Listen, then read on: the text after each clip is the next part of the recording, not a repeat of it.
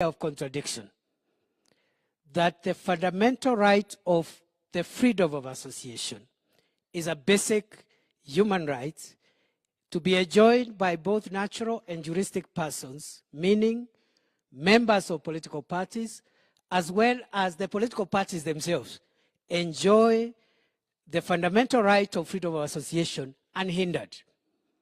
I also want to clarify that rights can be limited in certain circumstances when it is justifiable. And that is why the Political Parties Act, for example, says that parties that want to enter into coalitions must sign those coalitions before, or rather not less than 90 days before the election. That limitation is not supposed to inhibit the freedom of association. It is provided for under Article 24 of the Constitution, where certain rights can be limited so that to allow certain things to be managed. For example, freedom of movement can be limited, for example, in form of a curfew, but then there must be a law and a justification for that. So the reason, therefore, without talking a lot or for too long, the reason why the pre-election coalition arrangements are limited is to allow certainty in the election calendar, so that the IBC, up to a certain level, needs to know what political parties are involved, which ones are presenting candidates, so that they can print ballot papers after that. And that explains, therefore, why the Political Parties Act does not limit in any way post-election coalitions, and any arrangement of whatever nature, be it a coalition agreement, that purports to, without justification, limit the freedom of association post-election is illegal, unconstitutional, null, void, and I dare say any person who think they can use a contractual or coalition agreement to thwart an express fundamental right in the Constitution, I dare say that these are people who are still living in the old order. And therefore, ladies and gentlemen, I want to assure you, we have scrutinized the law, the Constitution, and all the enabling provisions. And therefore, the post-election arrangements we are entering in are legally sound, and we challenge anybody who has issues to take whatever due process they want to take. We are ready for you. We are ready for you anytime, anyhow, anywhere. Without much ado, I just want to take this opportunity once more to welcome you and now invite the following leaders to come to the podium for the signing ceremony of the accession into Kenya Kwanza Alliance of the United Democratic Movement Party. First, I invite the President-elect and the presidential candidate of UDA and Kenya Kwanza, William Ruto, to the podium. Second, I invite the leader of Amani National Congress and the Prime Cabinet Secretary Designate, Musalia Mudavadi, to the podium. I also invite my distinguished learned senior, the Senator for Bungoma, the leader of Ford Kenya, and the bearer of another title that I cannot preempt now, Moses Masika Wetangula, to come to the podium.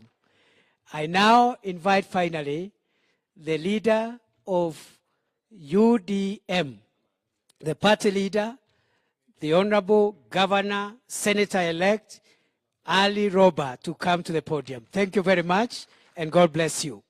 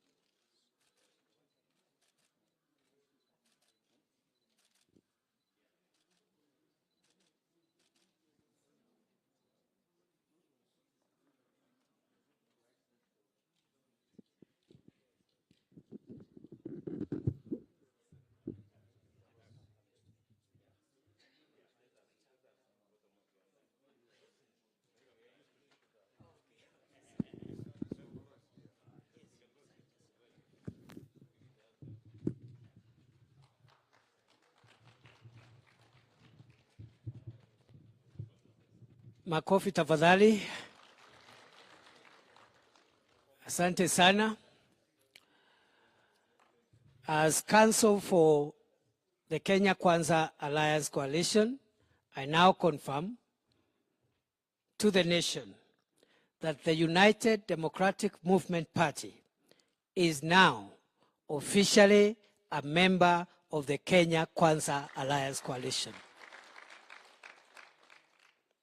Ladies and gentlemen, I want to recognize the Secretary Generals and chairpersons of various political parties.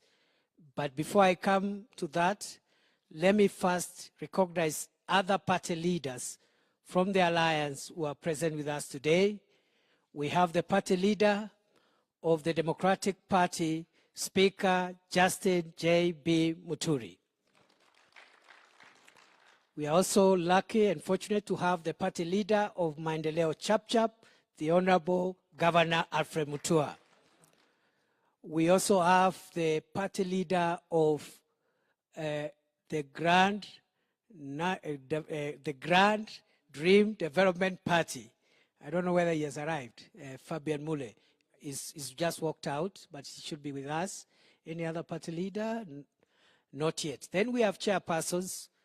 I'll start with the chairperson of the United Democratic Alliance, the Honorable Johnson Muthama. We have the Secretary General, we have the chairperson of ANC. I saw Kevin Lunani, please, Makofi.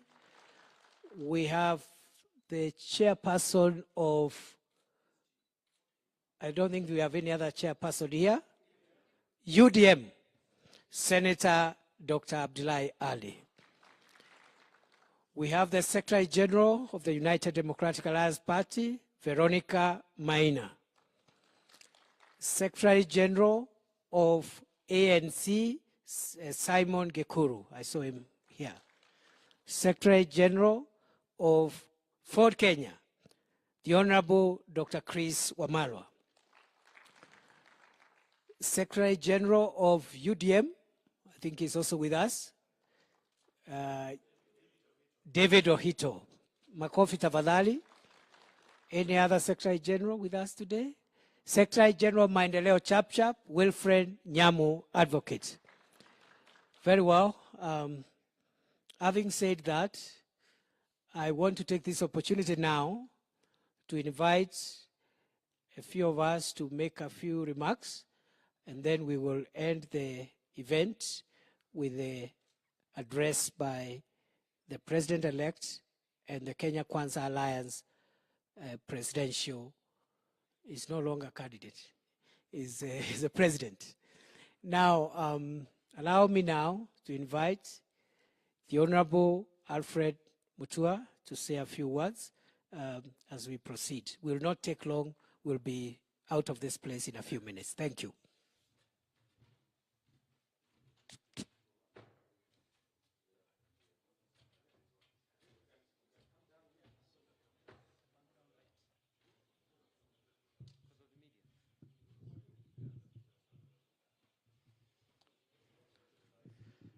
President-elect William Samoei Ruto, the voice and the choice of the people, other party leaders, UDM leadership that are here, and everybody who is watching us at this time. It is very important to remember that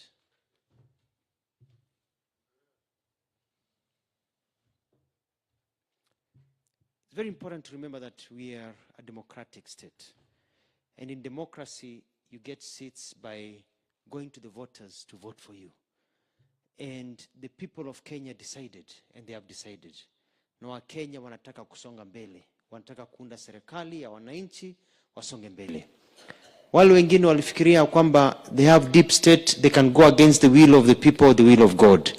But mahali Mungu ameamua, you cannot stop it. People voted, but as our party leader says, and our president-elect says, and everybody says, as we know, God is the one who chooses leaders. Na kama Mungu amekukataa, amekukataa. Hata ufanye nini? Ukikataliwa, umekataliwa.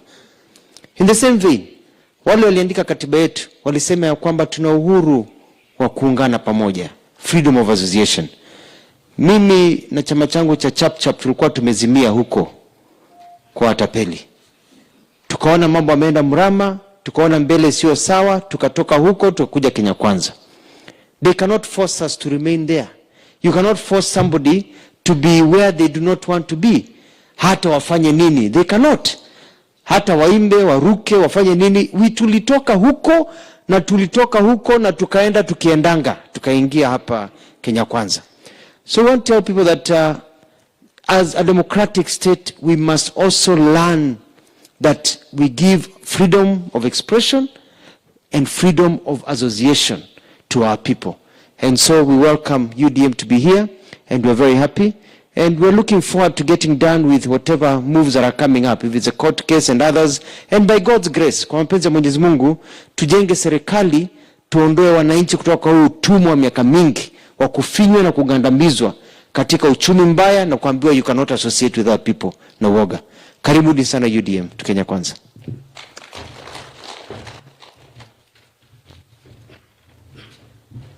Thank you, Governor Mutua. I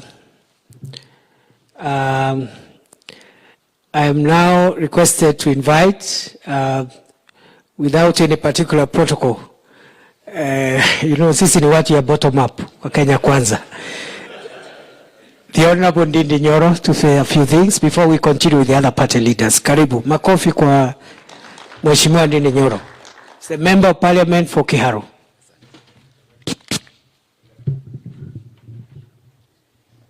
Thank you very much, Professor Kithure Kindiki, our President-elect, His Excellency William Ruto, na viongozi wetu wote. Good evening.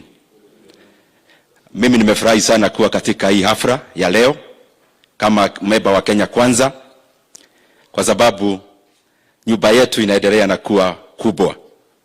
As Professor put it, kuna vyama tulianza nazo hapo beleni, pre-election, na sasa naona even after election, we are attracting many more members, and especially based on our policies and our plan, the bottom-up plan ya kupeleka Kenya yetu mbele.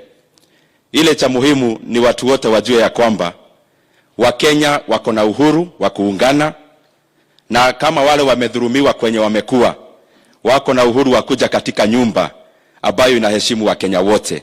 Na ndio maana tunakaribisha UDM tukiongozwa na party leader Ali Roba na viongozi wengine wote.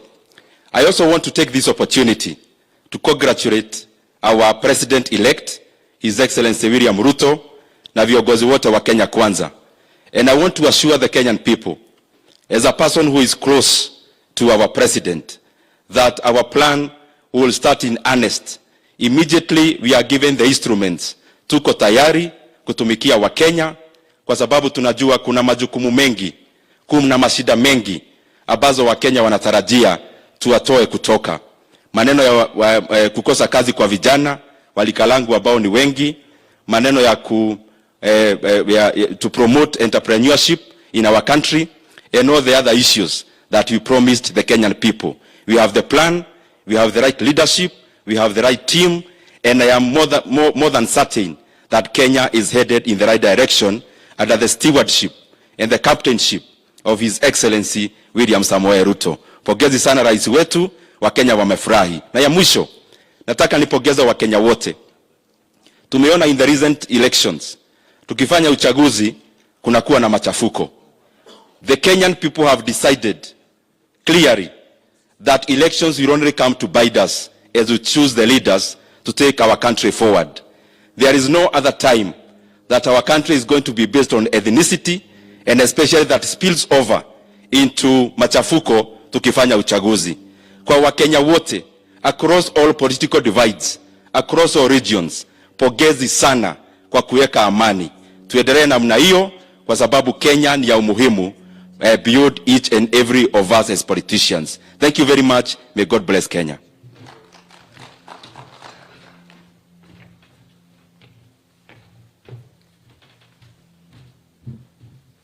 Thank you. I now invite for very brief remarks the Governor of Marsabit County, Governor Mohamud Ali Abshiro. Karibu.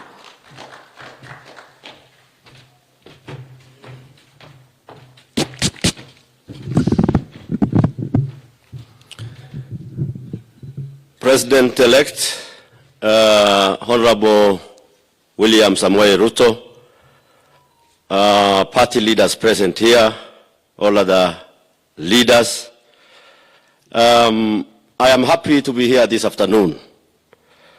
I want to say that as UDM party, we have, a lot to tell, but that is for another day. Your Excellency, we found ourselves in a very unfamiliar territory. You know where we began in political struggle over the years. But because of just small things, we happen to be where we were pre-election. But thank God that has ended very fast, and in the manner it ended. We are now finally back home as UDM. All of our supporters, wherever they are, our members, the leadership, the elected leaders, have in unison supported working relationship with your government. I want to assure you, we will be giving you all the support you require, and never had I doubted, even for a minute, that you'll provide us the right leadership that this country requires. Congratulations. God bless Kenya. God bless UDM. Thank you very much.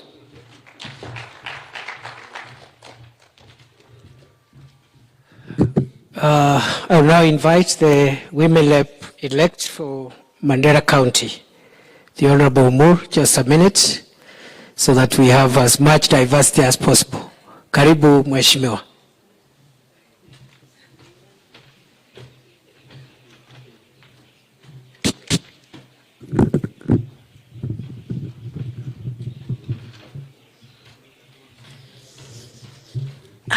I didn't know I was going to be made to speak. Good afternoon, everyone. President-elect William Samoei Ruto, all leaders, all protocols observed. My name is Umul Khair Kasim, Women Rep-elect Mandera County. Today, we are honored to be part of Kenya Kwanza. And as was said before, we were in unfamiliar territory. We are back home.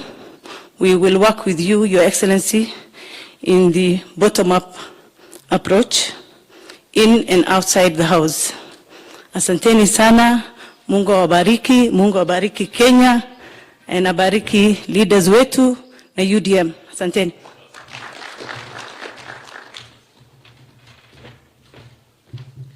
I think you're doing well. We can have a few more people. Let me now invite the MP-elect for Kikuyu constituency, Kimani Ichung'wah, who is doing his third term in Parliament, to come and address us. 1 minute, 2 minutes.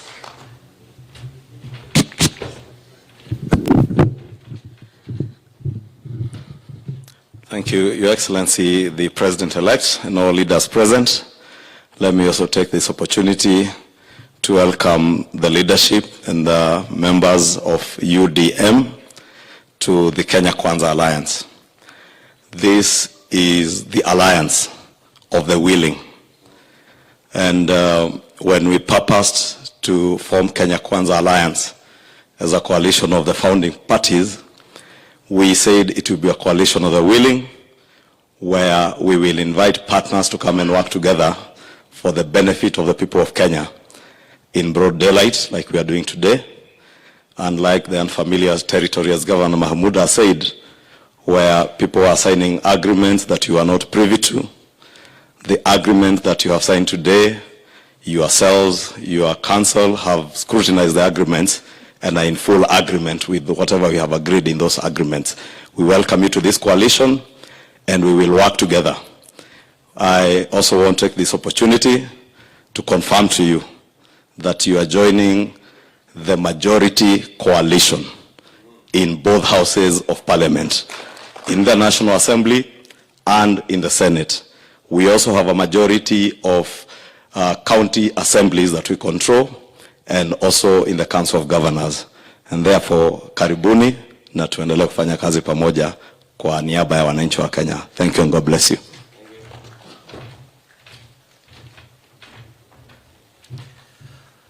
I now invite the MP-elect for Mandera North, Major Bashir, to make a few remarks, 1 or 2 minutes.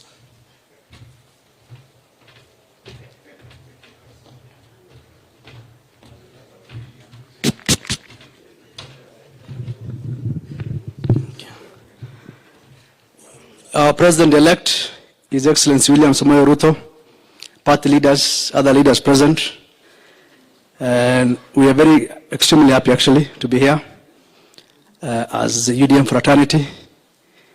And as has been said before, we are back home. Home in the sense that it's a party that recognizes other parties. So wherever we were in pre-election, now election is over. We are now in post-election. And to say the truth of the matter is that we were not wanted in that other coalition. We were actually forcing ourselves. But time has come that we shift base, which we did. I remember, Your Excellency, sometimes back me telling you that we will contest in the next election, but under our terms and under our own party. It has come to pass. But we said we will not go far from you also. And we are back home. So we are happy to join Kenya Kwanza as UDM fraternity. It is the biggest, I know now, biggest alliance and coalition so far. But remember, UDM now becomes the second largest coalition in the Kenya Kwanza as well. Thank you very much.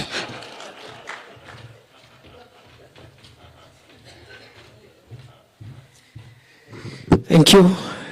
I now invite the chairpersons of, in quick succession, Ford Kenya, ANC and UDA, and where the chairperson is not present, the Secretary General. Quickly, please, so that we can move towards conclusion. I can see the Secretary General of Ford Kenya, Dr. Chris Wamalwa, one at a time, but in quick succession. When he finishes, the UDA and ANC, and then we finish.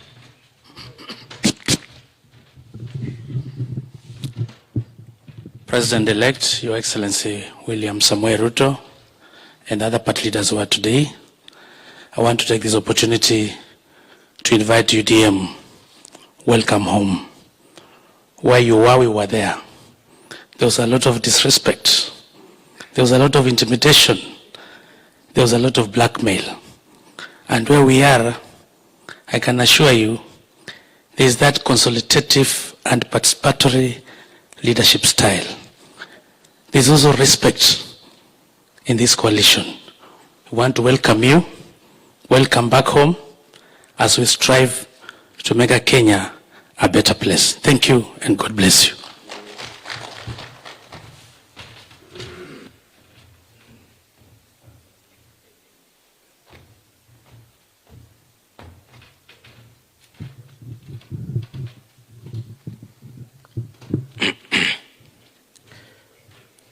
Rais wetu mchaguliwa wa 5 katika taifa letu la Kenya, viongozi wa vyama vingine vilivyoko hapa na viongozi wengine.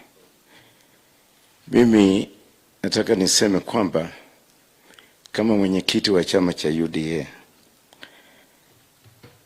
Mheshimiwa Rais mtarajiwa, Mungu amekutuma kufanya mambo mawili, na naweza kudhibitisha hapa kwamba umeweza kuyafanya.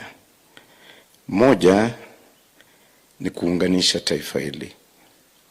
Ukiangalia mnyororo wa maneno na vyama tulivyo navyo sasa chini ya Kenya Kwanza, ni dhahiri kwamba umeunganisha Kenya na umeanza hatua za kumaliza ukabila katika taifa letu la Kenya. Na hii ni wazo la kila mtu anayependa Kenya, anatarajia kuona haya yakifanyika. Jambo la pili, kwa mara ya kwanza katika taifa letu, kwa kusimama kwako, tumemaliza uchaguzi na kulikuwa kuna madhara yoyote katika taifa letu. umeonyesha kwa msimamo na hatua na kazi kwamba tunaweza kufanya uchaguzi na tukaweka amani, na ndio Mungu amekutuma ukae hapo umekaa, ufanye hayo umefanya. Kwa hivyo tunaendelea kuungana kama taifa na kusimama na msimamo mmoja, na niseme kwamba UDM, nyinyi ni kitinda mimba sasa wa nyumba ya Kenya Kwanza. Mtakaa, mtaingia, na hapo ndio tunaunganisha wa Kenya. Tunawashukuru sana na vyama vile vingine vyote. Mungu awabariki, na Mheshimiwa Rais, tuko nyuma yako. Hii takataka ya maneno ikiisha, tunakuapisha na tunasonga mbele. Thank you.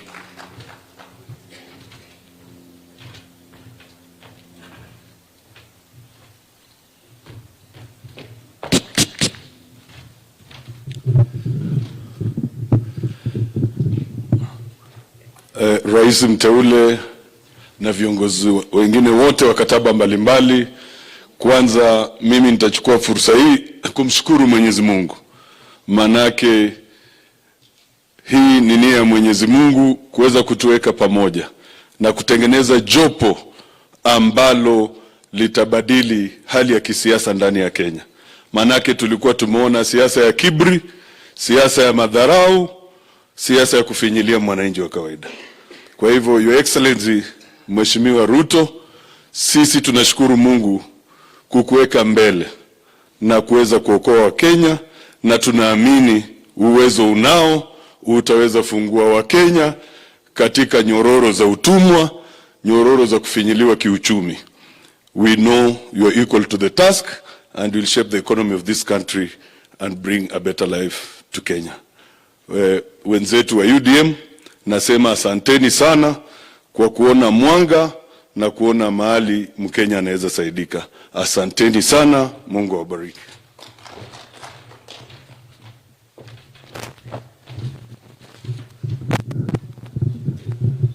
I think you are making good progress. Allow me to, before I call the chairman of UDM, there is only one lady who was addressed as Catherine. Allow me to call Veronica Minor to say a word. It's always good to give as many of us that are here, both genders, an opportunity. Veronica Minor is the Secretary General of UDA. Please address us, Karibu.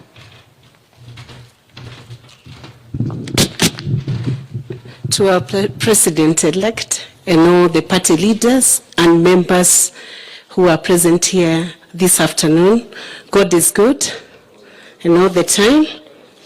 I want to confirm today that UDM becomes a substantive equal member of the Kenya Kwanza coalition after the signing of the coalition agreement that was signed today. Karibuni sana. This is home. Feel free. You can give your views. You can share the thoughts you have about how we can grow democracy in Kenya. You are one of us and you belong here.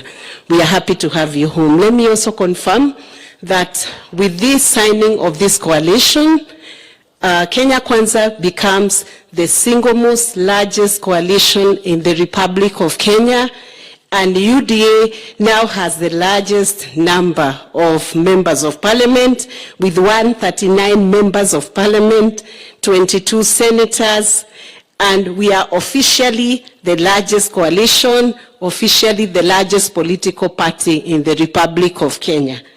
I have heard my sister from another corner purporting that they are holding the largest number of MPs and senators in the House. I want to clarify for purposes of record that she comes from a party which does not have a single MCA. She has no single MP. She has no single governor from that party she comes from. And the party she got married to has about 80-something MPs. I leave it to the Kenyans to do the mathematics. I am not a mathematician, so I'll not engage in the 0.01% and what it amounts to. But for these simple ones, they are very simple arithmetics. We come in with 139 members of parliament, 22 senators, tukutane bungeni. Asanteni.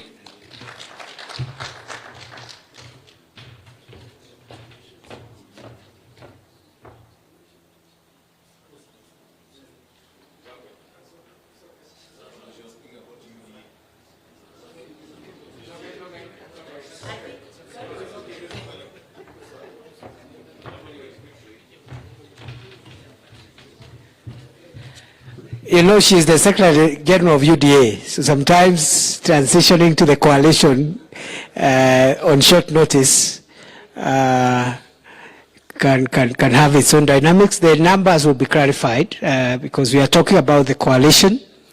The numbers will be clarified shortly. Ladies and gentlemen, it's now my pleasure to invite the chairperson of the UDM, Dr. Senator Abdullahi Ali. Or do you want to, maybe a little later? A little later. Don't worry, Veronica. Don't worry. We are, okay. Karibu Dr. Ali, makofi tafadhali. Your Excellency, William Samoei Ruto, President-elect, all leaders of parties present here, all protocols observed. I want to say we are thankful to come here. We have been received very well. The last 3 months we had nightmares wherever we were, and that is the truth.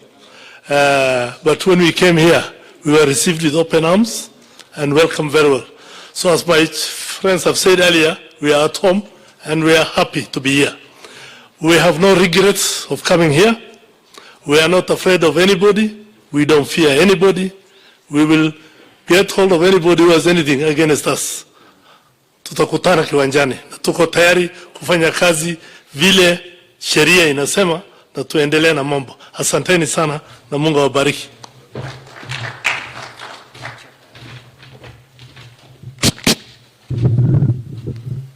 I now invite the party leader of the Democratic Party of Kenya, Speaker Justin J.B. Muturi. Makofi.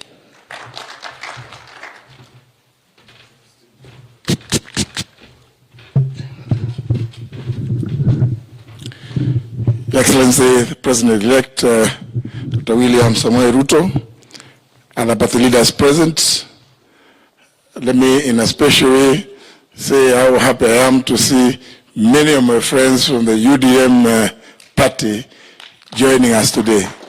Asanteni sana, Governor, Senator-elect Ali Roba, for this wise decision. Governor Abdullahi, pongezi. Major Bashir, asanteni sana Dr. Ali. Let me say, like was said by Professor Kithure Kindiki, we know for a fact that there is nothing that can limit you from associating with those whom you want to. They even say when you want to limit, and I'm happy Honorable Duale is here, you only do so to the extent that is be stated in law, or as would be expected in a democratic society. Kenya is a democratic society. Jameni, people go before God and people and human beings. They swear, till death do us part. But we still see in the courts, talak, divorces. So hii mamelongani watu waanza kusema ati iko kitu ilifunga mtu. Pahali tuliweka kwa box. I'm very happy that my brothers in UDM are fully aware that actually nothing limits them. And that ule ambaye atasikia amekerwa sana, kama vile tumeona wengine wakisema kule nje, hata wakiona rais mteule akinywa chai na viongozi ambao wamechaguliwa na wananchi, hata kama ni independent, wanaanza kulalamika. Hata pale bungeni, I just want to inform them, people wanaketi, wanakunywa chai pamoja, wanakula maamri pamoja. Sasa hii wanakera, you have to be prepared to live with it, because this is the coalition of the willing. Nobody has been forced to do anything, and the documents that we have signed as you have seen, have been signed in broad daylight. Na hakuna mtu anaambiwa ati sign iko page hii ingine mtasoma mkifika sijui wapi. Hii ni coalition of the willing, and indeed this is where we think the country should go. This is the direction. And I want to confirm here that the election of Dr. William Ruto on 9th of August has opened this country for the very first time. The shackles zile ilikuwa nafunga watu, hatuwezi kuongea na huyu, huwezi kuongea na yule. This is what the election of Dr. Ruto has done to this country. The liberation is so big, it has reverberated to all corners of the country. Hakuna mtu ambaye ajui ati si wale wanaketi kwa hoteli wanaamua. The president-elect always asks people whether it is those people meeting in hotels who are going to make the decision, or it is they, the voters, who are going to make the decision. His election has confirmed to everybody that it is you, the voter. Kwa hivyo wa Kenya, tujiungeni, tusonge mbele as Kenya Kwanza and as the Republic of Kenya. Thank you very much.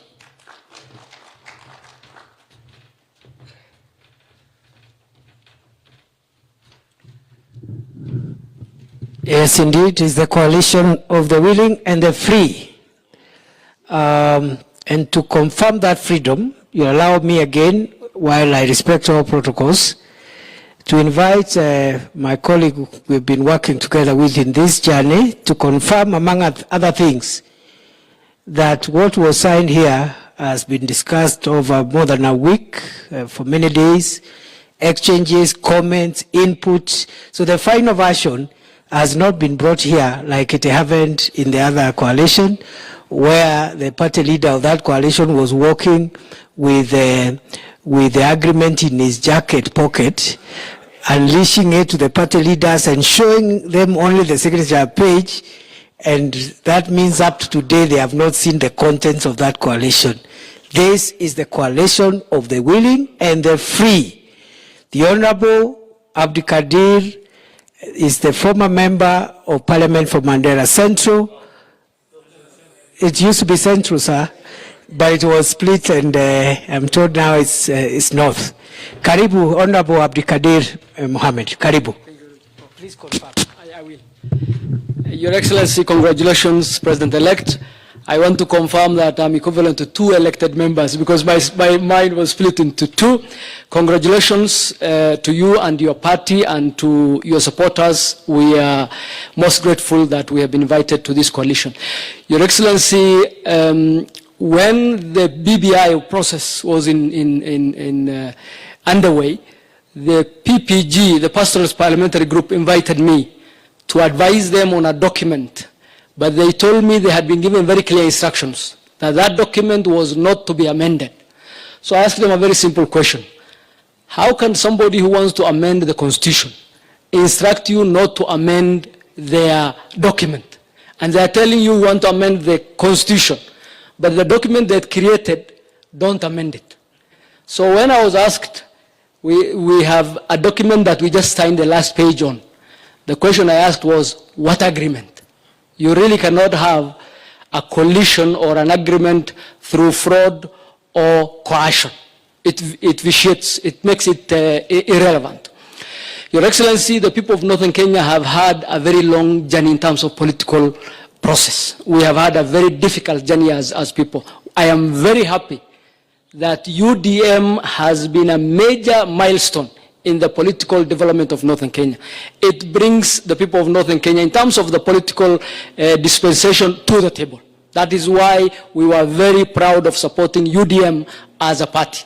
And they are free to associate with whomever they wish to associate with. That's really what made us very happy. The second is that we as a country must stop seeing elections as matters of life and death. We must see them as things that are normal course, done, dusted, and we move on. And we would really appeal to people in the country to see it in that form, see the president-elect, decide not to make this too long, and let us move to the next point as far as the country's livelihood is concerned. Finally, the people of Northern Kenya look to you with your promises and the hope you have created, and wish you well and promise to support you through that process. Asanteni sana.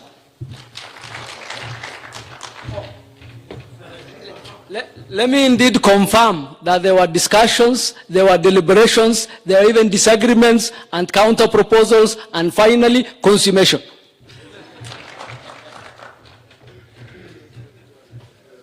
For those who are wondering what to make out of this, the lawyers in the House, and I can see very senior lawyers here, a contract that is obtained by fraudulent misrepresentation, coercion, undue influence, a contract which is tainted with illegality cannot be enforced. So if there is a contract or a coalition agreement signed through coercion, through threats, through concealment of material facts until you don't know what you're signing, they are in the same, those documents are in the same category with immoral contracts and illegal contracts. They are not enforceable. You cannot enforce an immoral contract. Having said so, allow me now to invite a man we have suffered together for supporting people who abandoned us later. The first majority leader of the National Assembly and my counterpart that time, the Honorable Eden Duale, who was thrown out of office, not for any reason, but because he refused to be threatened and to live in fear and captivity. The Honorable Eden Bare Duale. Karibu sana.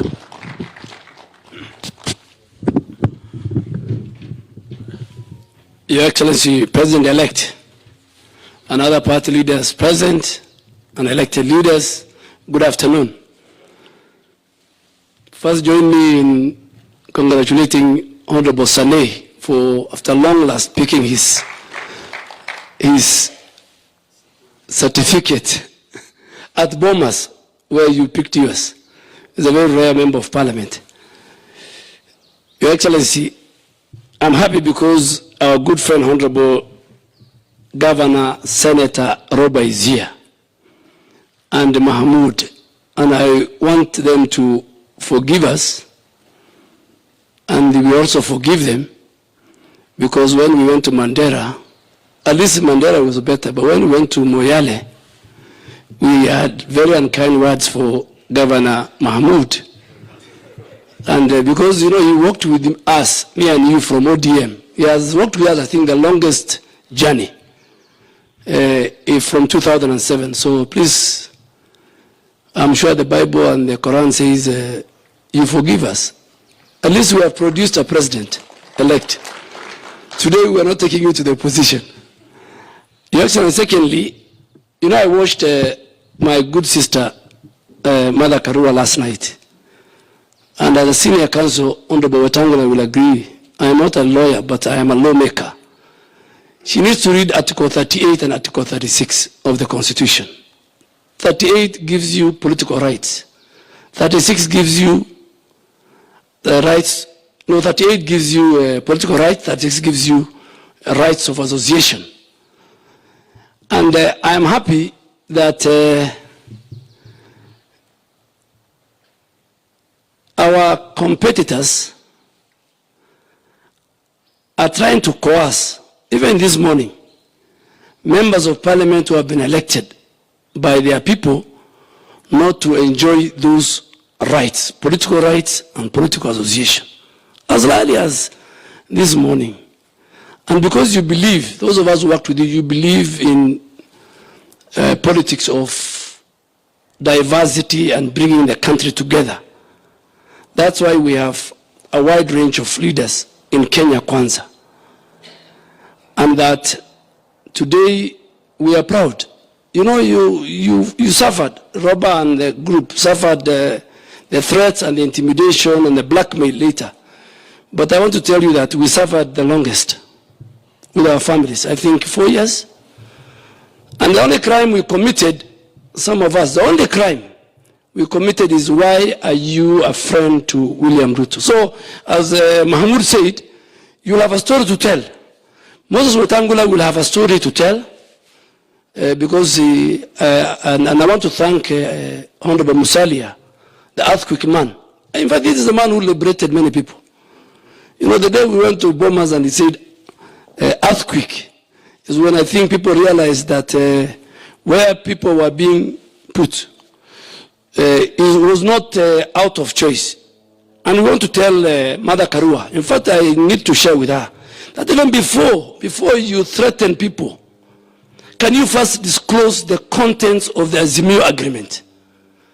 Even political parties and leaders don't know what contains Azimio agreement. So please walk to State House, pick the agreement from the outgoing president and chairman of Azimio, make it public to the rights of all those parties, and I think there then you can ask members, individual members and parties not to leave. But Your Excellency, we are very happy that you are expanding the Kenya Kwanza family. It's a large family. It's a family that believes in freedom, and freedom has arrived. It's a family that believes in consultation. It's a family that believes in the free will. And now that freedom has arrived, I really want to ask other parties, please, including my former party, Jubilee. I met a number of them. So even Jubilee, a party which had 175 members, today has only less than 24. So even Jubilee members listening to us, because your party leader has shifted to another party, please come. So Jubilee members, please come. Even other parties led by Honorable Kalonzo Musyoka, we want to accommodate everybody and build one nation, one country.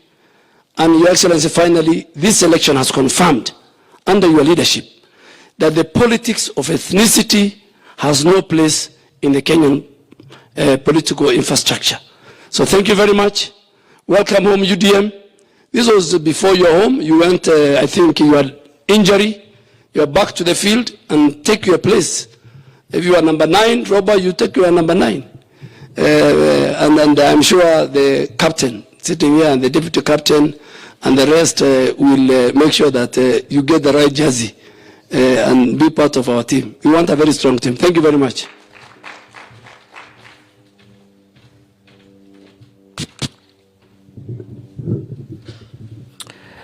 I now want to invite a colleague who is known for good English and good quips, because I remember when we served with him in the Senate, I was the majority leader, he was my counterpart as the leader of minority. One day he told the Speaker, Mr. Speaker, sir, Kithure Kindiki is a good man, but he is working for a bad man. And I think he was right. With the benefit of hindsight, I think he was right. And today we are in the same formation. I'm very proud to have been associated with my brother Moses Wetangula, the Ford Kenya party leader, a senior lawyer in this country, and the other, whatever else position will be announced by appropriate levels. Put your hands together and welcome Moses Wetangula. Karibu.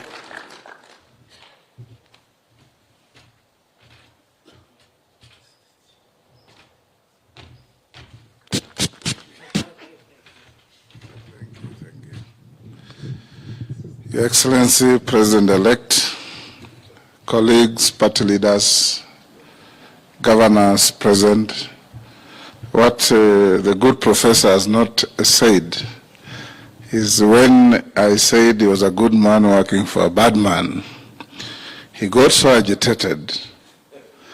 Then I told him, stop behaving like you're being electrocuted on your chair. He became even more agitated and was nearly thrown out of the house for disorder.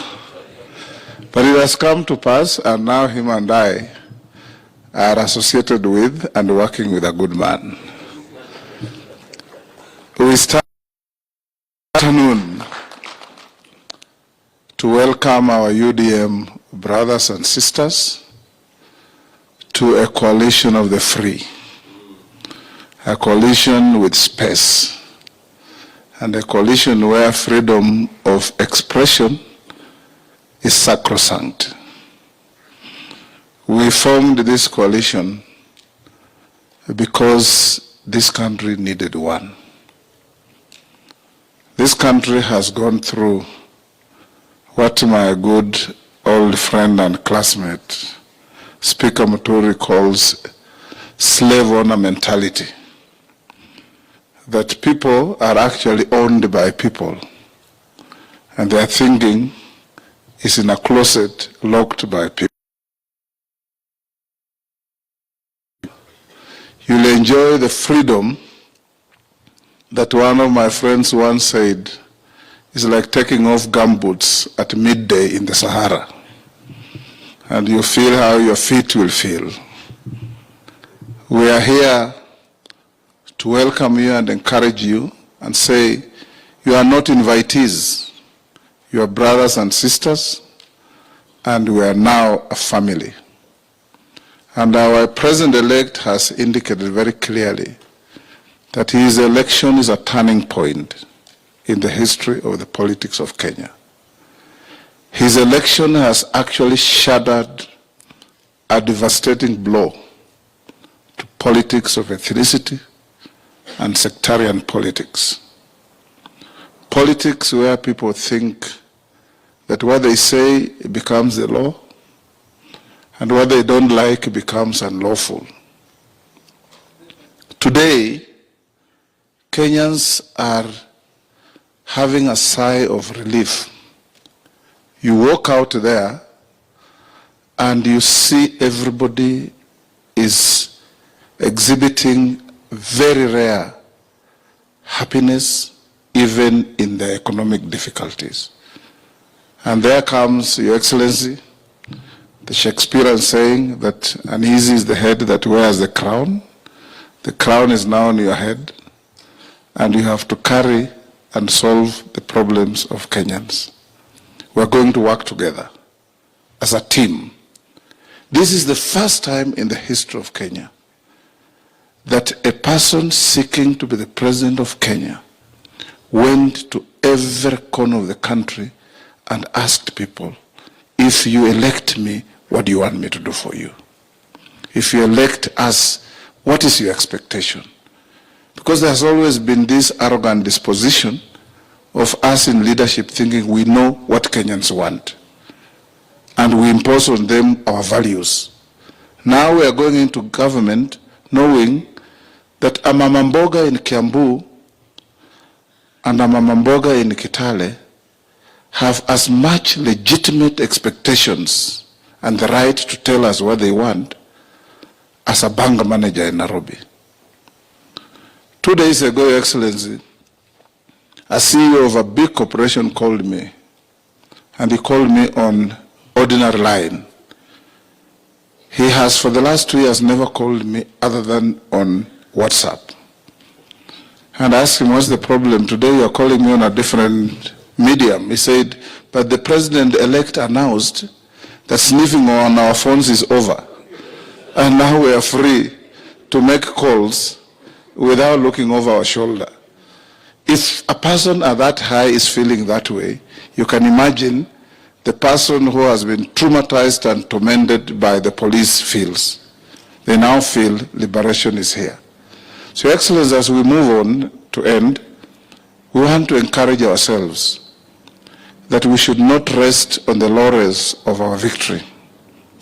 That we must, in fact, pay more attention to everything that we were told, and this big house called Kenya Kwanza will continue growing, and we want to tell our worthy competitors that you have absolutely no capacity in law, in fact, or under the Constitution to fetter anybody from associating with another. Kenyans fought for this constitution and engraved in the Bill of Rights and the right to associate with whoever they want. People will make choices. If they are wrong choices, they are their choices. They are not yours. So don't lecture anybody about mundane provisions of the law that are inimical to inconsistency with the Constitution. We as Kenya Kwanza will uphold the Constitution, and we welcome everybody, even those who have been told that they can't leave. Just open the Constitution and ask them to show you where it says you can't associate with so and so.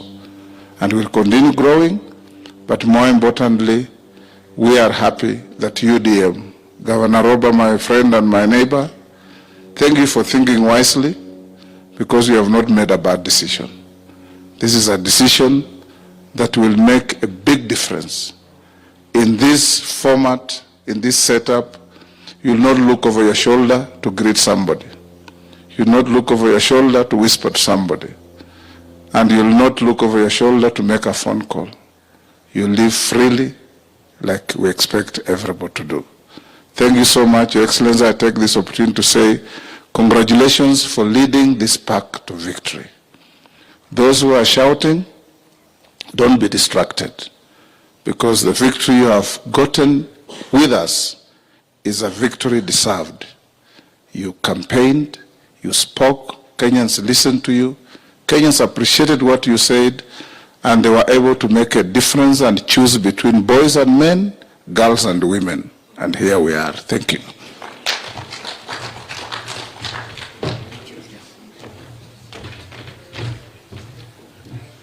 Thank you. As we approach the end, the small matter of the mathematics that was started by the SG of UDA will be completed by none other than one of our key leaders of our coalition,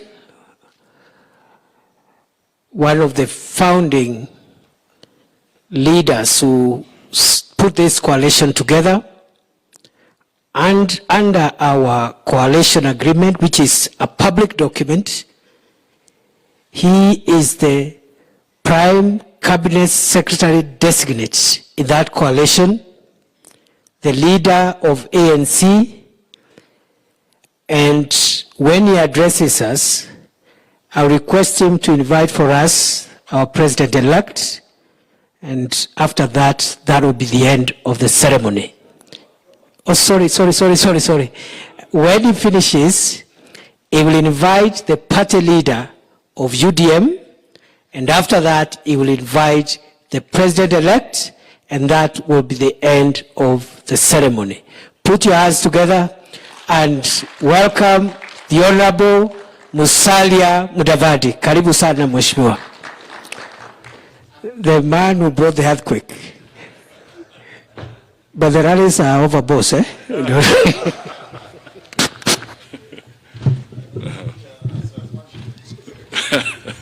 All right. Your Excellency, the President-elect, Dr. William Samoei Ruto, my political colleagues who are here today, good men and women of Kenya Kwanza, and those listening to us. First, we shall not tire in extending our congratulations to you, Mr. President-elect, for leading us to victory. Thank you so much, and kudos to you. Equally, let me take this opportunity to welcome our brothers, UDM, your entire team, and I want to assure you that we are so happy to associate with you. A good and courageous decision made yesterday, or made today, or made tomorrow, shall remain and be recognized. So we want to acknowledge that you have made a very courageous decision to come and stand with us and join hands and strengthen us in Kenya Kwanza. Asante sana. Let me just quickly pick up from where our good lady left. She was not wrong, she was right. So I will only top up on what she had actually expressed.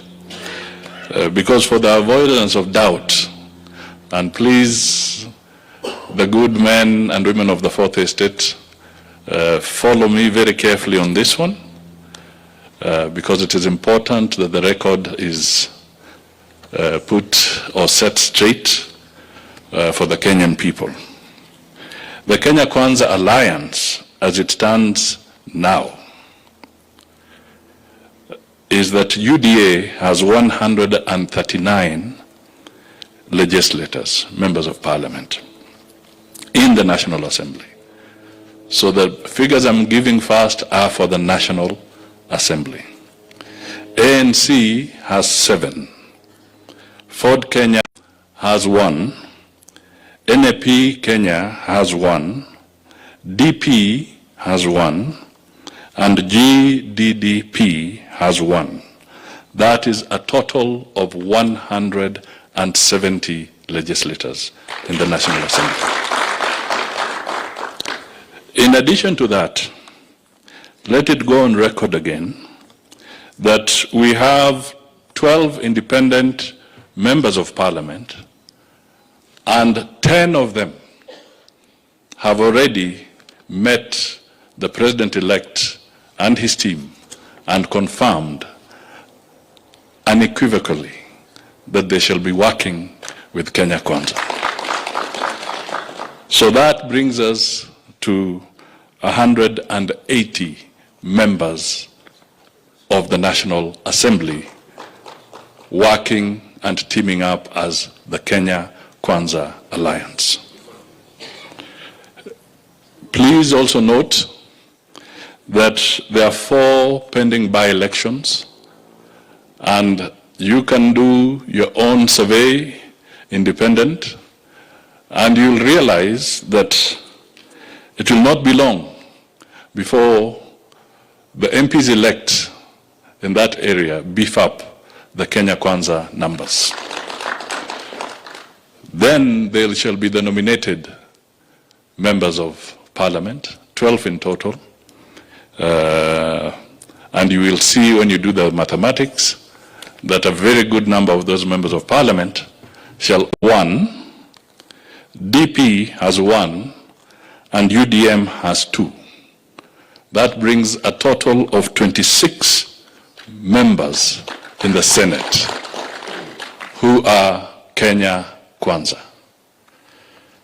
Now, it is not my business to do the mathematics for the other fellows. I will leave that to you.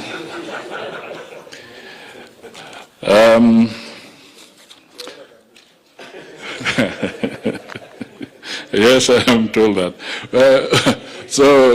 Your Excellency, Mr. President-elect, maybe my small remarks are just, it's very interesting that we are seeing people still living in a serious state of denial.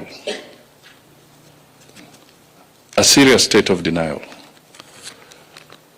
I don't know whether they have been hypnotized, because some are still in a trance, and somebody needs to snap their fingers to get them out of that hypnosis. Because they keep on talking of issues that are literally not there. Secondly, I want to plead with members of the Fourth Estate. The reality now, and these words are missing in your write-ups, the Kenya Gazette has come out and it has specifically stated that the president-elect is William Ruto. Very few media houses are acknowledging that there's a Gazette notice, and they're still hesitating to use the word President-elect William Ruto.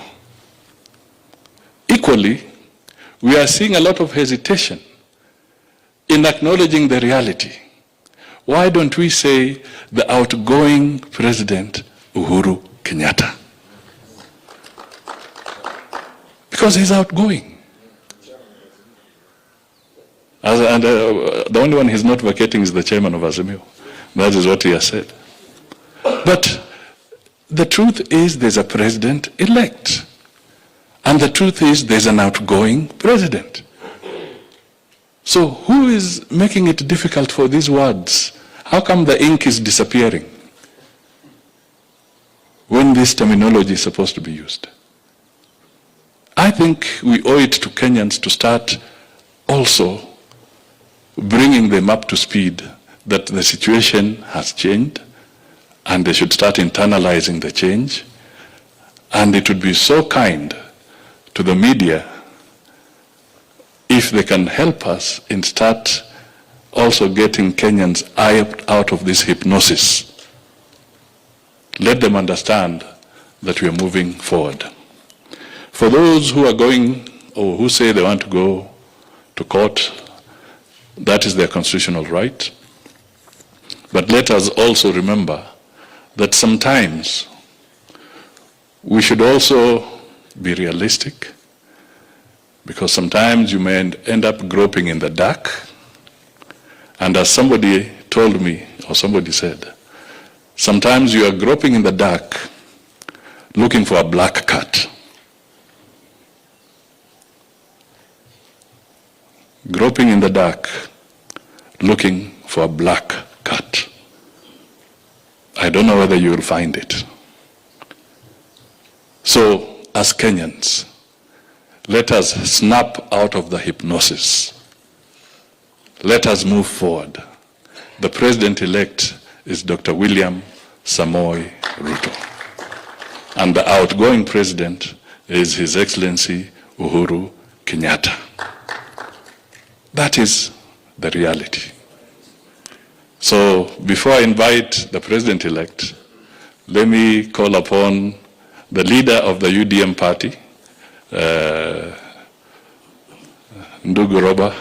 Come forward, make your remarks, and then I will do my final rites on the next stage. Thank you.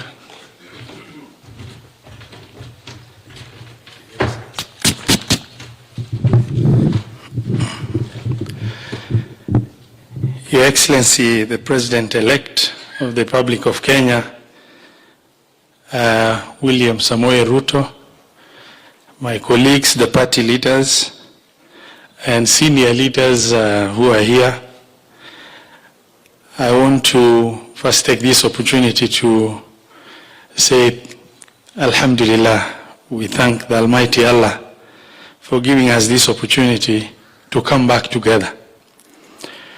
I was with Alfred Mutua, my colleague, and Honorable Kingi, about less than 2 months or 2.5 months to election, wondering what happened to us. And they made a very bold move, and I remained behind. I want to extend my sincere gratitude on behalf of UDM to the team of Kenya Kwanza, who have braved through the challenges and delivered President-elect. And Mheshimiwa Duale, we have forgiven you as we've requested your team to forgive us too. You know, Your Excellency, I was never trusted on the other side. I was always told this guy is a mole representing Ruto in this arrangement. The windows were closed, the doors closed, engagements never worked. But as a pastoralist, we just stood firm and said, let's steer this course. But today I want to stand here to tell you, in a traditional African setting, when the warriors of the village go out to hunt, they go out to hunt in different directions. But whatever hunt they find, they bring it back home to the village to be shared by all. Our hunt went in different directions to hurt. The Kenya Kwanza team have brought a very big find, of the hunt back home. Na sisi UDM tumerudi with a very serious hunt that is extremely significant, that is the beginning of nailing the coffin of Azimio on that other side. We bring here 7 members of parliament, 7 members of National Assembly, 2 senators, 2 governors, and 35 members of county assembly, where we know and feel we are at home. For the sake of members of the Fourth Estate, from when our colleagues from Kenya Kwanza reached out to us, is about a week. And in that week, the UDM team was able to do more than 7 meetings, disagreed about 3 or 4, agreed with 2, and engagement back and forth. And I want to stand here to say that is the kind of engagement we look forward to. The disagreement in-house, we don't have to agree, and that's all what we are looking for within Azimio. We disagree, but we agree, but we engage, and we are here. Today we signed a document here where I'm not a lawyer, but I'm informed consumer of legal information, where every page of that document is initialed by each critical stakeholder that is party to that agreement, where the engagement to produce the document involve back and forth engagement, clause by clause, and to the level where we say it's agreeable to all, where the signature and the signing of that document is done in public, and the content of the document, the stakeholders of UDM, as well as the original partners of Kenya Kwanza, are all aware and clear the information contained. That is the kind of engagement we are looking forward to. When we met the president-elect home unconditionally, and the key word is unconditionally. As we are engaging, because the many years of relationship with the deputy president as deputy president involves sometimes him telling me, Roba, ebu achana na hii utoke. That is the kind of relationship we've had without anybody feeling aggrieved. We are back home, and we're very happy.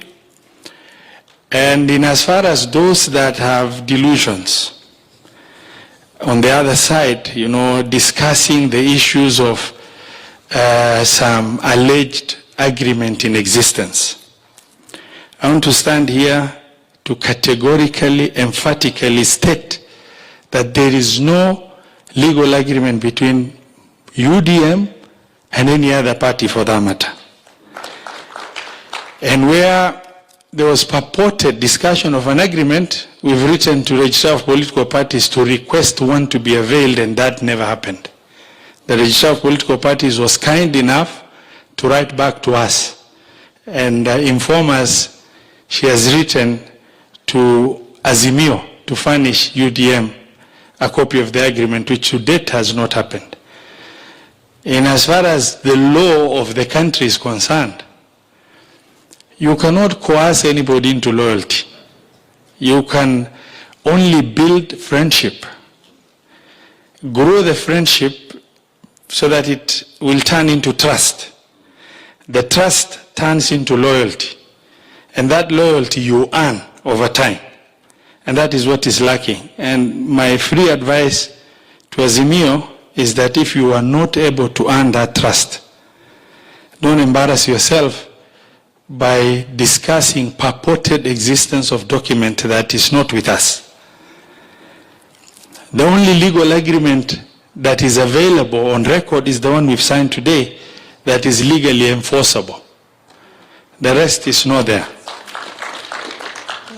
We have consciously moved The content of the legal agreement was presented by our senior counsel and the team of lawyers to all the stakeholders of UDM, back and forth, in presentation, clause by clause, discussed. Even where a small statement of will and shall is concerned, corrected to the comfort of everybody. And today we've signed something we know. And Your Excellency, if nothing came to us, you should rest assured the decision to join you was long done before the voting happened. And for, clarity, numbers have been shared. And I just want to, we've not done 1.01. 0.01, she said the number was 100 and 0.01, and then it turned into 0.001, and then mathematically some strange numbers came up. But using the same words that Madam Cherera used, the opaqueness with which Azimio has operated is what will lead to everybody leaving Azimio. And just for clarity, the numbers are shared by His Excellency Musalia Mudavadi, is a total of 180 members of National Assembly in comparison to Azimio's 153. A total of 26 senators in comparison to Azimio's 20. And there is one Omutata who is renowned in this country for being somebody very neutral. So as such, no one can claim Omtata. And the numbers speak for itself. I am extremely honored to be, accepted back. And we have made conscious decision. By the way, Your Excellency, for you to know, the people of that region are extremely happy. Mheshimiwa Duale can tell you. Now wanasema watu wetu wamerudi mahali wanafaa kuwa. With those few many remarks, I want to say thank you very much, and thank you for being very open and honest, and thank you for earning the trust of the team you have. And we are happy to rejoin that team with the same level of trust that the other team members have. We will walk this journey with you. Thank you, and God bless you. Thank you.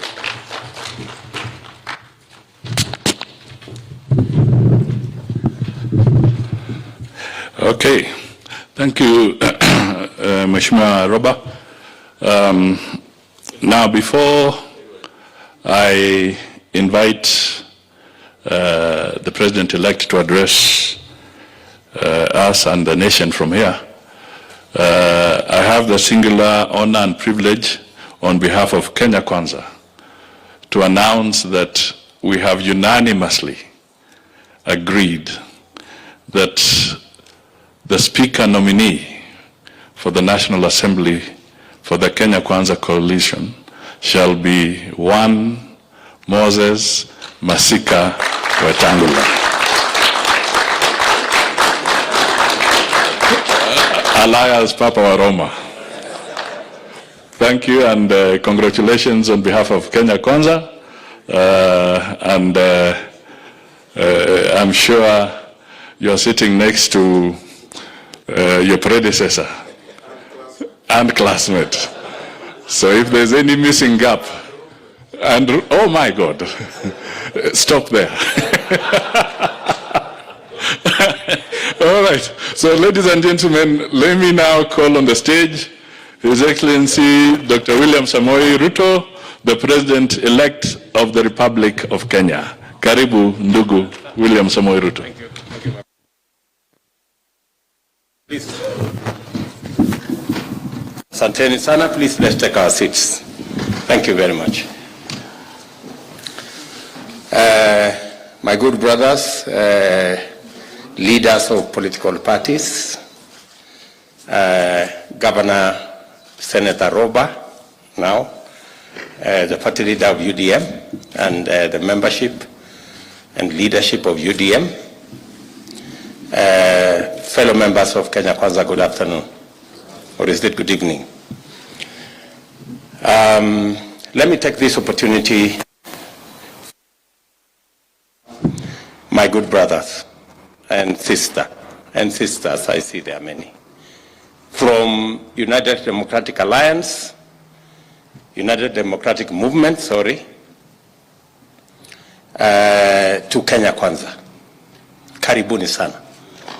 Karibuni sana. As has been said here, this is the alliance and the coalition of the willing and the free. As my good brother Roba has said, when it was time to come together, there were no ifs and there were no buts. We just said, actually when Roba and my other good brothers came and we had the first meeting, they told me that we have come here whether you like it or not.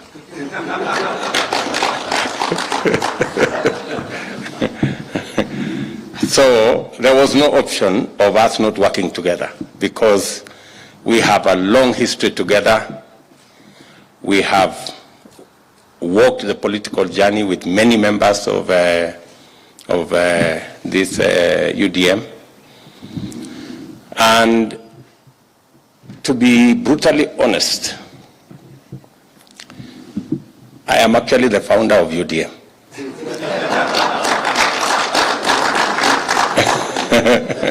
So thank you for bringing my party home. So the UDM, we formed this UDM party with Ruto Kirwa and Sambu and Jirongo way back in 1998. That's how far it goes. When we were harassed out of Kanu, that is what we did. But the rest is history. The news is that this afternoon, UDM becomes a member of Kenya Kwanza. Na karibuni sana.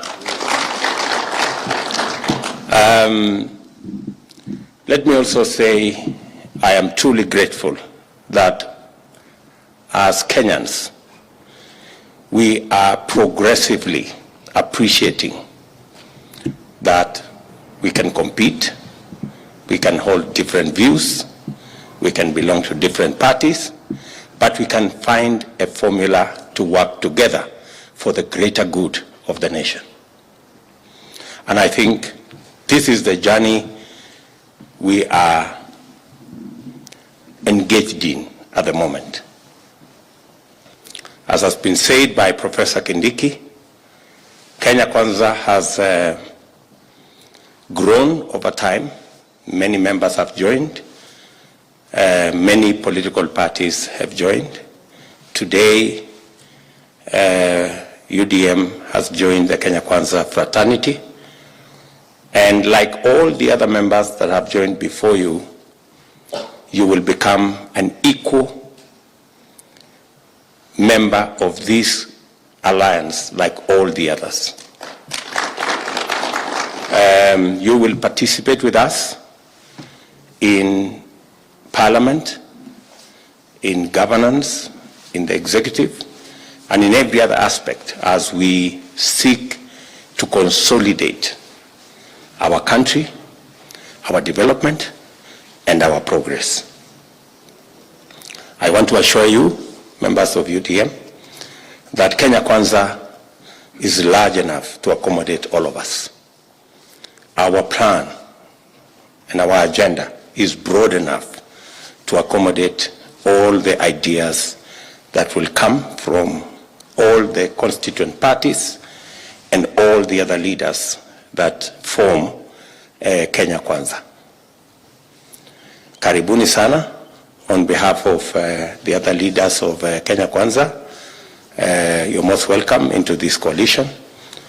And as I told you, this is the coalition of the willing and the free. We have had occasion many members who came to join us from the other side say they were never given an opportunity to read the contents of the agreement. They were never given an opportunity to interrogate whatever agreement they were being told to sign. And that is why, to date, there is only one agreement that is public, and that is the Kenya Kwanza Agreement. The other agreement for our competitors, nobody knows what it says, how it looks, and it is an insult to the people of Kenya to ask anybody in the 21st century to abide by an agreement they have never read, they have never seen, and they have never participated in formulating. I don't even know how our competitors manage to keep people in Azimio. They you know? And let me say, for the record, that because we believe in a society that people make choices without looking back, I want to confirm that what happened the last 4 years, where politics was criminalized, relationships were criminalized, association was criminalized, I want to promise Kenya that that is a chapter that is closed. Going into the future, this country shall continue to be the democratic nation that many Kenyans fought for. Association, relationships, friendships will be free, and nobody, no government institution will be used by anybody to criminalize friendships or associations or political affiliations. We want to have a country where people are free, ideas are free, relationships are free, association is earned, it's not coerced. I know the last 4 years, and many of the people who were forced into joining our competitors were threatened and blackmailed and intimidated using the criminal justice system. I promise the people of Kenya that the criminal justice system will exit from politics. The criminal justice system will deal with criminals. They will not deal with politicians. We will never use the to leverage political friendship, of political support, or political traction. We will ensure that the criminal justice system, the DCI, the EACC, the KRA, and all other institutions execute their mandate devoid of politics. I say so because I know many people who have suffered because of their political affiliations. So I want to tell even our competitors that they will have no fear. I know maybe because our competitors have used the criminal justice system to harass other people, maybe they think we will do the same. I want to promise the country we will not do it, because it is primitive and it is backward. We want to live in a society that is free. We want political support to be earned. We want friendship to be built. And we want a society that Kenyans are free. I promise the people of Kenya this country is going to be free. That's why I'm saying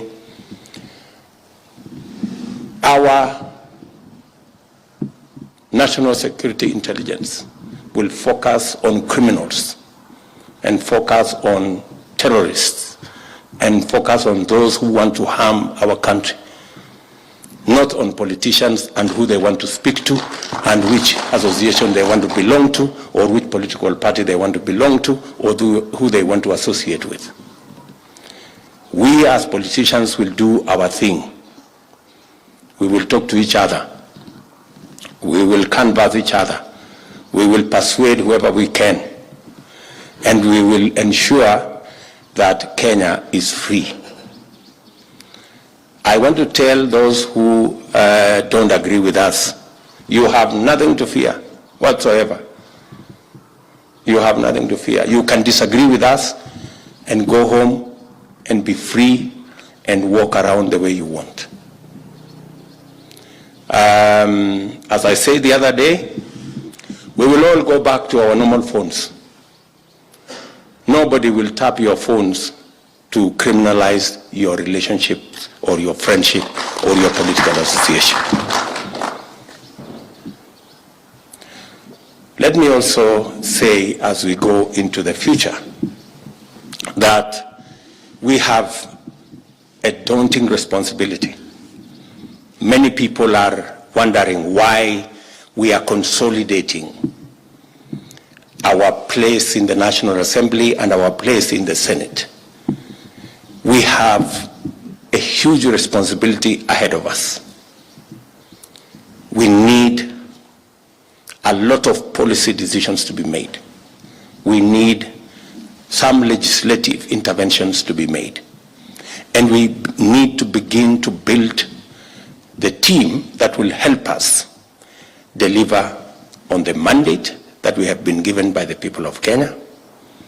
We have made commitments to the people of Kenya. I hear many Kenyans beginning to ask, so when is the Hustlers Fund going to roll out because we want to go back to business?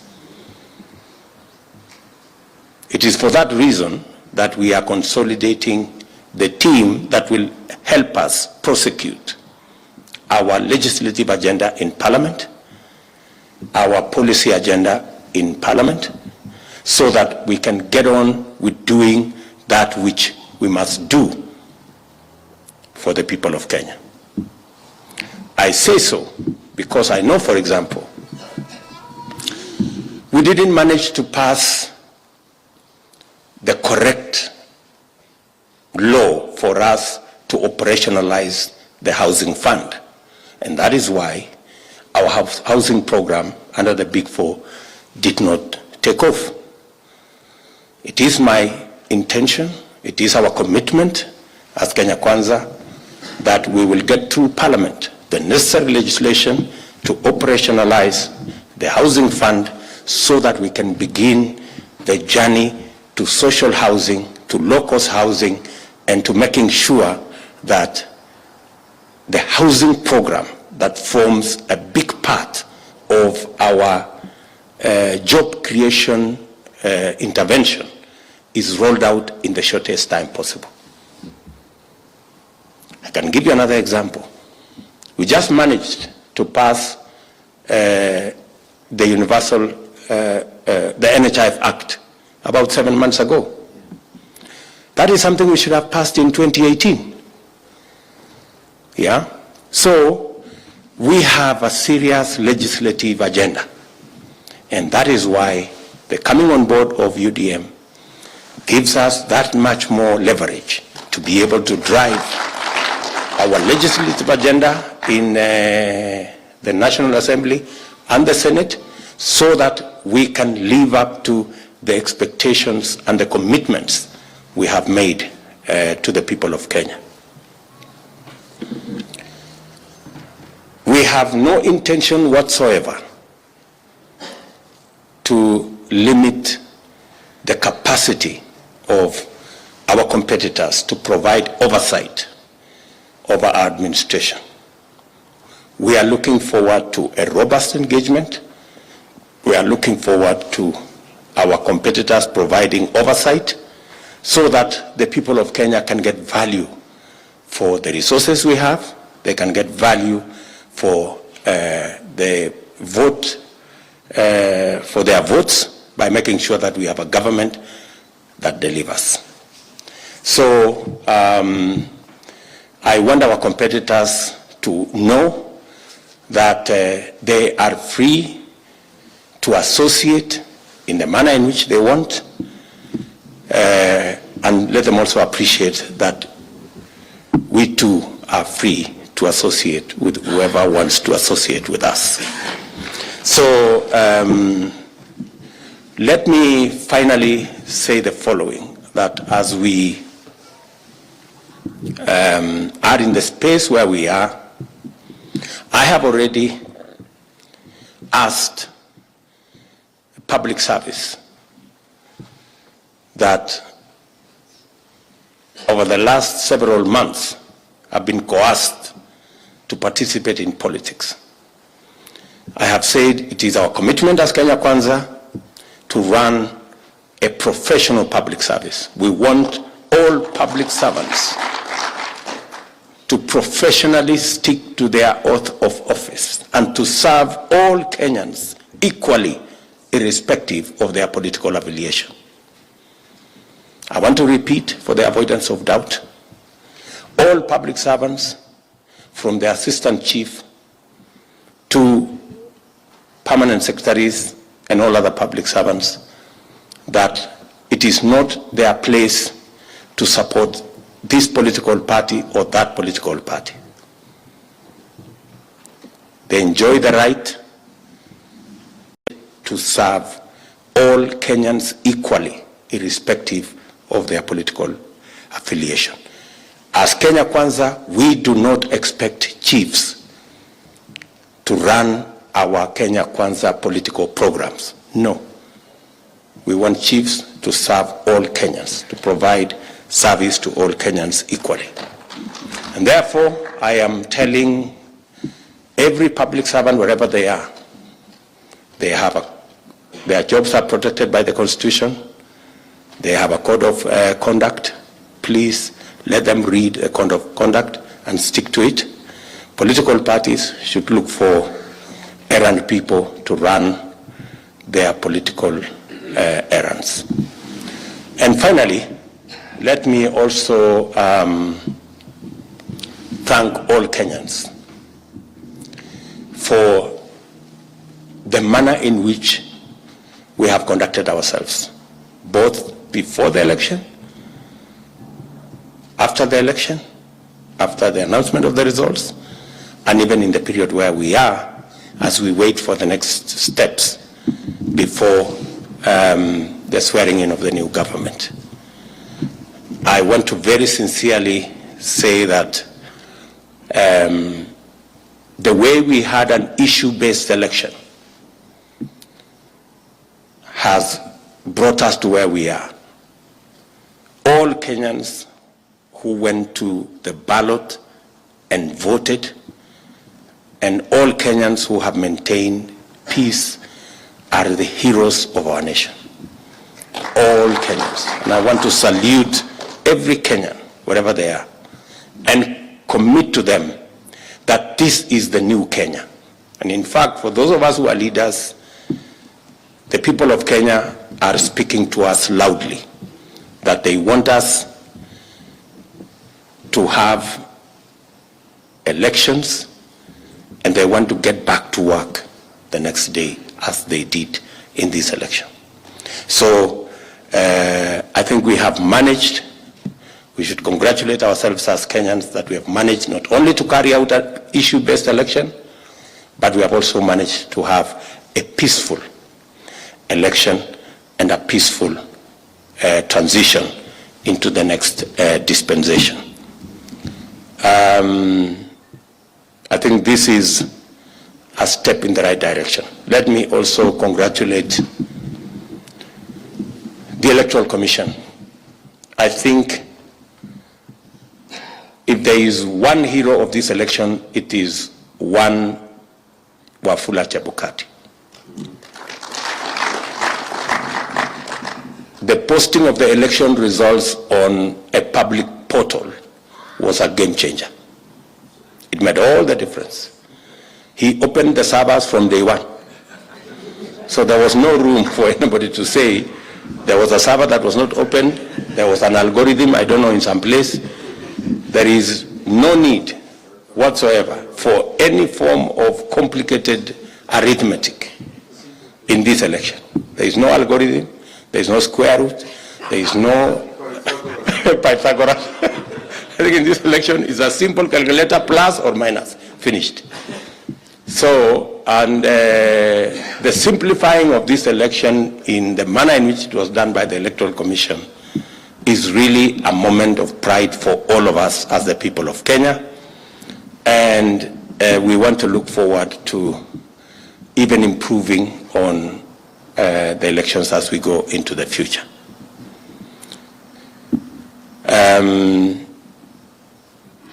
I want to persuade also our competitors. We know there was a lot of stories before the election. There's been a lot of stories. I think it's time to deal with reality. The reality of numbers, the reality of the situation. So I still see our competitors trying to say they have the numbers in Parliament.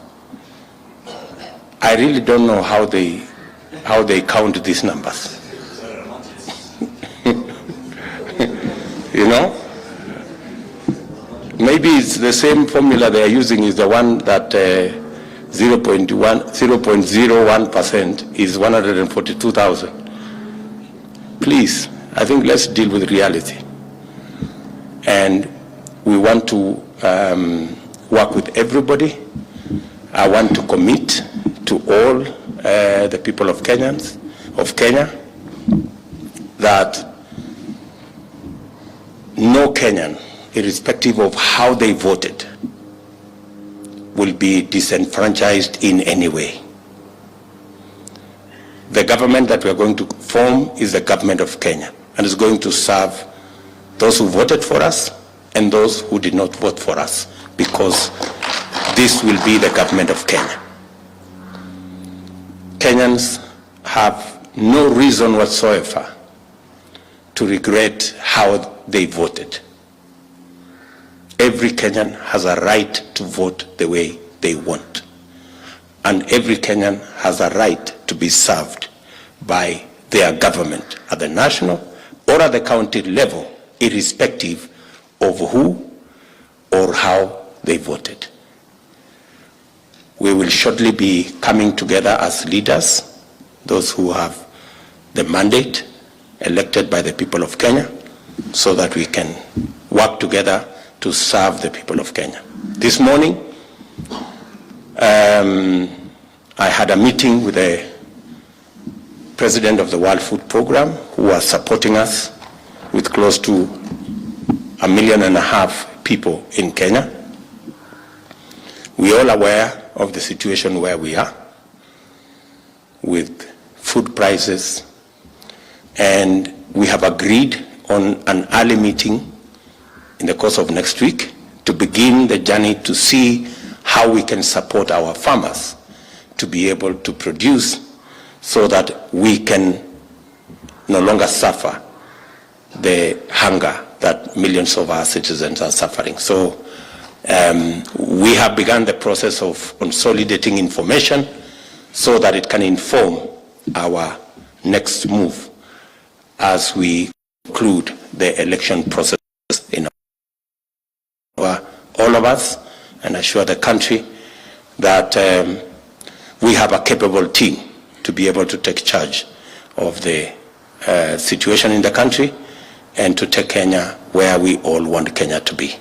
So again, to my UDM brothers and sisters, karibuni sana. This is your home. As you have said, you are back home. Karibuni sana. You know where every space is. You know where the kitchen is. You know where every place is. And therefore, you don't need any orientation around here. We are one team, and we want to move together and move the country forward. Asanteni sana, and may God bless you. I think we will have some photo op very quickly in 2 minutes. I request the party leader of UDM to step forward and exchange documents with the President-elect. Next, after that, the party leaders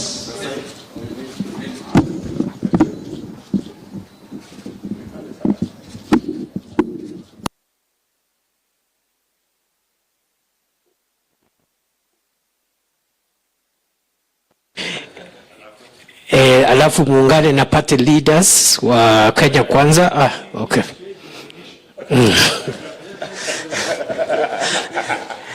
It is not opaque.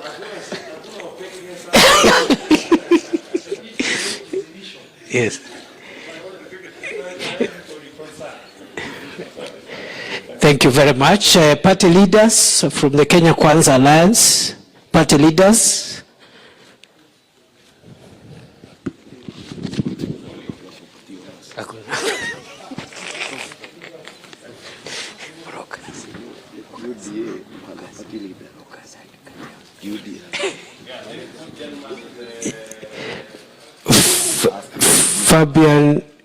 Fabian Mule is the leader of Grand Dream Development Party, GDDP. Now chairs to join them and the Secretary Generals. MP-elect for Kangundo, Fabian, yes. Chairpersons and Secretary Generals. No, it's okay. Maybe some, you need to carve in a bit.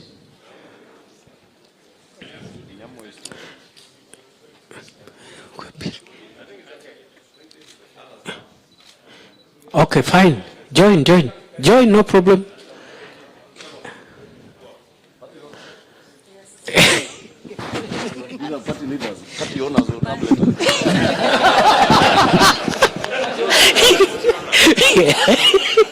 These are leaders. So, party leaders. Yeah. No, thank you. I think let's leave it there. Thank you very much, everyone. Thank you very much, members of the press. Asanteni sana. Mungu wabariki. The function is now officially over. Asanteni.